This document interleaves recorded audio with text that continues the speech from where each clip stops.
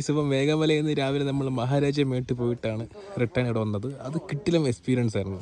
കുറച്ച് off road ഉണ്ടായിരുന്നെങ്കിലും nice ആയിരുന്നു. അതിനകത്ത് നല്ല നല്ല വ്യൂവും കാര്യങ്ങളും സീനറിയും മഞ്ഞും കാര്യങ്ങളൊക്കെ ഉണ്ടായിരുന്നു. അപ്പോൾ ഇതിനകത്ത് കയറി കഴിഞ്ഞാൽ ആ ഒരു സ്ഥലം ആരും മിസ് ചെയ്യരുത്. അതിൽ എക്സ്പീരിയൻസ് പറ, എന്തോന്ന് മേഘമല എക്സ്പീരിയൻസ്. വളരെ നന്നായിരുന്നു. ഞാനും ആദ്യമായിട്ടാണ് വരണത്. ഇത് അധികം ആരും എക്സ്പ്ലോർ ചെയ്യണില്ല മൂന്നാർ പോലെ. പക്ഷെ അത്രയും നല്ല സ്ഥലമാണ്. വരാൻ പറ്റുന്നവർ വരണം. സ്പോട്ട് കുറവാണെങ്കിൽ പോണ വഴിയും നല്ല വ്യൂ പോയിന്റുകളും എല്ലാം ഉണ്ട്. അടിപൊളിയാണ്. രമേശ് എക്സ്പീരിയൻസ് പറയാടെ.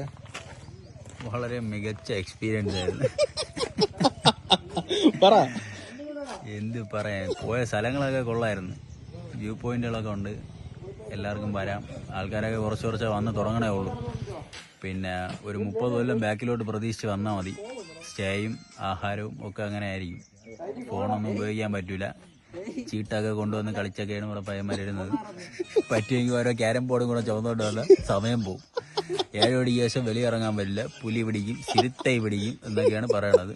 ലൈറ്റ് കണ്ട ഫോറസ്റ്റുകാർ വരും. അതാണ് അവസ്ഥ, വേറെ ഒന്നുമില്ല. സൂരജ് എക്സ്പീരിയൻസ് പറയാളിയാ.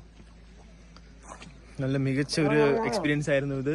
കുറച്ച് റോഡ് മാത്രം ഓഫ് റോഡിങ് റോഡ് മാത്രമാണ്, ബാക്കിയെല്ലാം കൊണ്ടും ഓക്കെയാണ്. പിന്നെ മൊബൈൽ റേഞ്ചിന്റെ ഒരു പ്രശ്നം ഉണ്ടായിരുന്നു.